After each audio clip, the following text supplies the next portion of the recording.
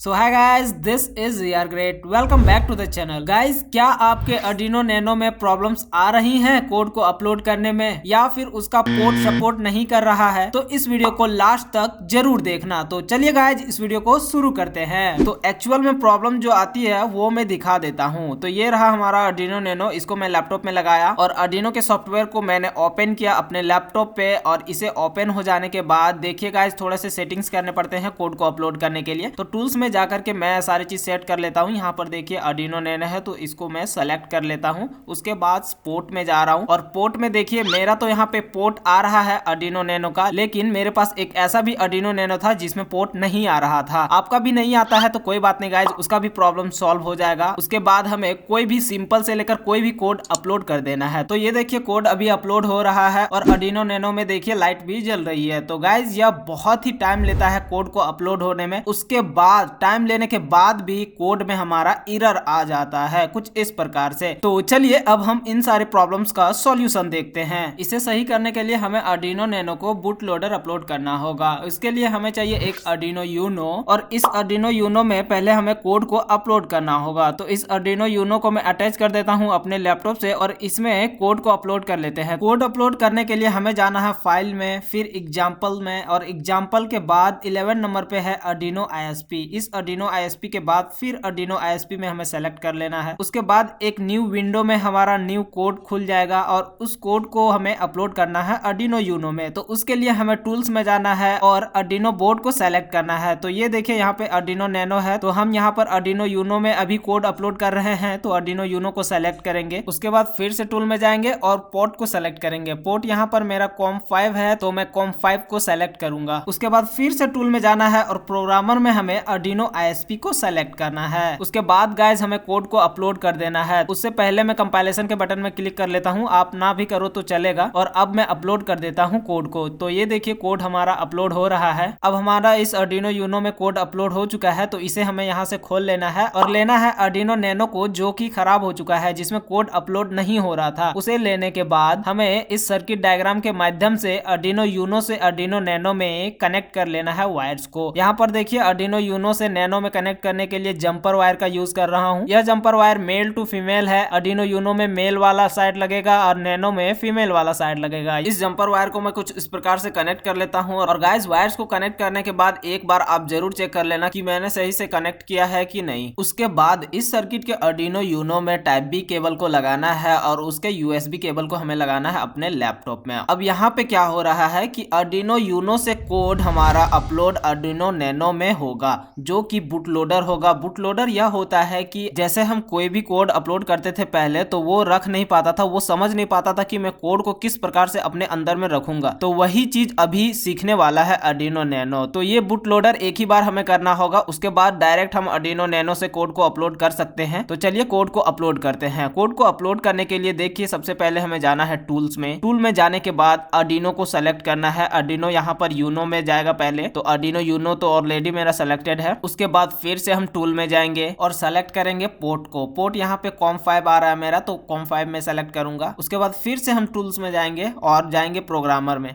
Programmer देखिए यहाँ पे पिछला बार Arduino ISP सेलेक्ट किए थे, अब इसमें Arduino Edge ISP हमें सेलेक्ट करना है। तो मैं इसको सेलेक्ट कर लेता हूं। उसके बाद गाइस फिर से हमें टूल्स में जाना है और बर्न बूट लोडर में क्लिक कर देना है। और देखिए नीचे कुछ इस प्रकार से लिखेगा और तुरंत ही बूट लोडर बर्न हो जाएगा। तो गाइस अब हमारा बूट लोडर तो बर्न हो चुका है। तो यहाँ से हमें वायर्स को खोल लेने हैं और Arduino Nano में हमें कोडिंग करके देखना है। तो चलिए अब हम Arduino Nano में फिर से कोडिंग करके देखते हैं। पहले प्रॉब्लम्स आ रही थी और अब देखते हैं प्रॉब्लम्स आती है कि नहीं, और अब कोड अपलोड होता है कि नहीं, वो चीजें हम लोग देखेंगे। तो चलिए पहले टूल्स में जाकर के Arduino बोर्ड को सेलेक्ट कर लेता हूँ। यहाँ पर Arduino Nano है, तो Arduino Nano को सेलेक्ट कर लेता हूँ। उसके बाद फिर से टूल में जाना है और पोर्ट को सेलेक्ट कर लेना है। पोर्ट यहाँ पर COM8 आ रहा है, तो COM8 को सेलेक्ट करता हूँ। उसके बाद फिर से हमें टूल्स में जाना है और प्रोग्रामर में सेलेक्ट करना है Arduino ISP। अब हमारा सेटिंग्स हो चुका है, तो चलिए अब हम इसमें कोड को अपलोड करते हैं। पहले हम इस कोड को अपलोड करके देखेंगे। तो ये देखिए मैंने इसको कंपाइल किया और कंपाइल करने के बाद अपलोड पे क्लिक कर दिया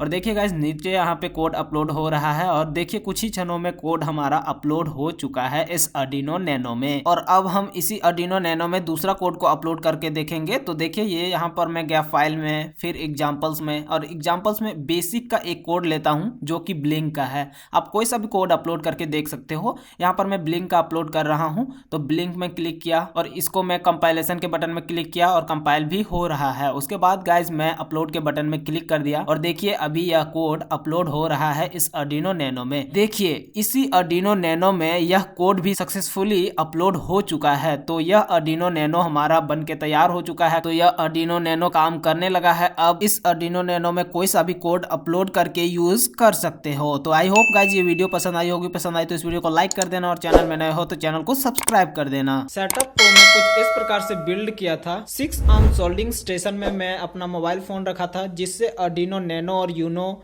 जो भी केबल्स में वहां पे लगाता था वो रिकॉर्ड हो रहा था। पीछे ये कैमरा जिसकी बैटरी अभी डाउन हो चुकी है। और देखो ये रहा सेटअप।